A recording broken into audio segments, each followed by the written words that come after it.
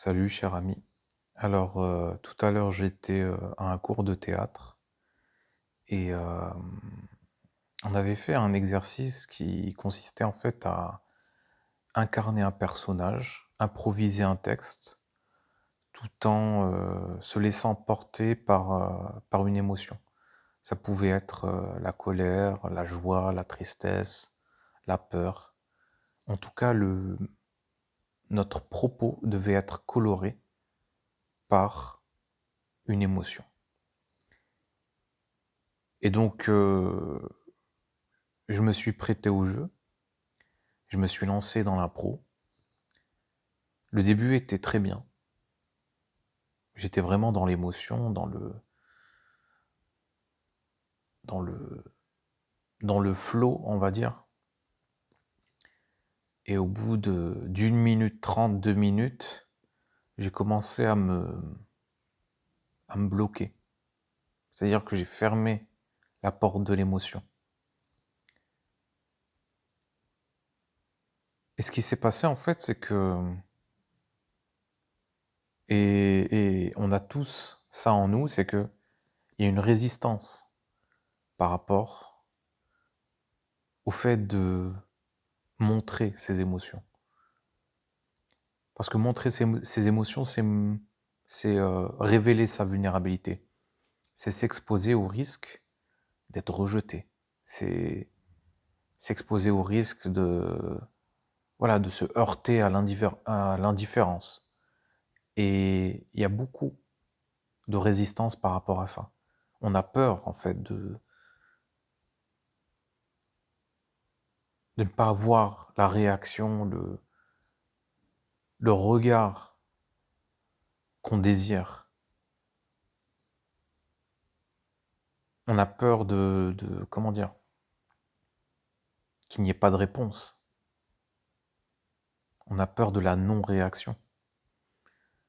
Et ça remonte, la source de cette peur-là, elle remonte à l'enfance. On en vient toujours à l'enfance. Quand on a été négligé, quand nos émotions n'ont pas été prises en compte, quand on n'a pas été, on va dire, encouragé, quand on n'a pas reçu l'attention nécessaire, la nourriture narcissique de la part de nos parents, bah en fait, il y a un tel stress qui se crée autour de la non-réaction, quoi. Et j'aimerais préciser un truc, c'est que peut-être que parmi vous, il y a des gens qui ont eu, on va dire, une enfance entre guillemets parfaite. Peut-être que vous ne manquiez de rien au niveau matériel. Vous aviez tout. Mais peut-être que vous avez manqué de nourriture émotionnelle. Peut-être que vous avez manqué d'affect. Alors ça ne veut pas dire que vos parents ne vous aimaient pas. Non, c'est pas ça. C'est qu'ils n'ont pas su vous donner les ressources psychiques, émotionnelles dont vous aviez besoin. Et quand je dis vous, je m'inclus moi aussi. Parce que je me reconnais là-dedans en fait.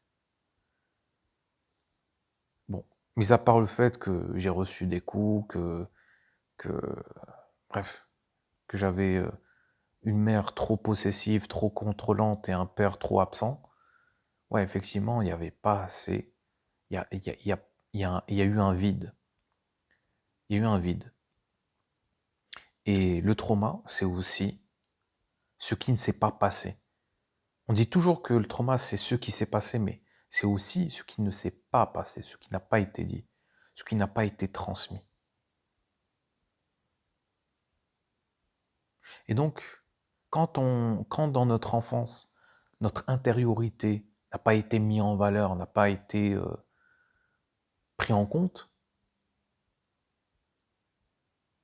une fois adulte, ça devient difficile de montrer cette intériorité-là, de l'extérioriser, d'extérioriser nos émotions, nos pensées.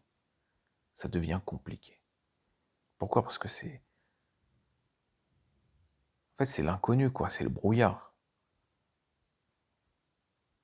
Et on est persuadé que, bah, en fait, la réponse qui sera faite en retour, c'est l'indifférence, c'est le silence. Et peut-être que c'est le cas. Peut-être que quand vous vous exprimez, quand vous vous extériorisez, il n'y a aucune réaction. Peut-être. Mais c'est la façon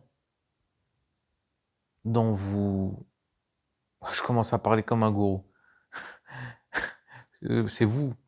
Il y a un truc qui va pas chez vous. Non. On est tous dans le même bateau, je vous rassure. Bref. La façon dont vous interprétez en fait ce vide, cette non-réponse, en fait, ça déclenche en vous une blessure originelle qui remonte à l'enfance. La blessure de ne pas avoir été pris en compte. C'est pour ça qu'il y a une résistance, en fait. Parce que vous ne voulez pas, on ne veut pas. Allez, maintenant, je m'inclus dans l'histoire. On ne veut pas ressentir la douleur que ça provoque en nous.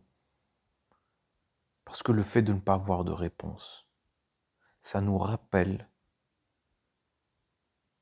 le fait qu'on n'a pas eu ce dont on avait besoin quand on était enfant.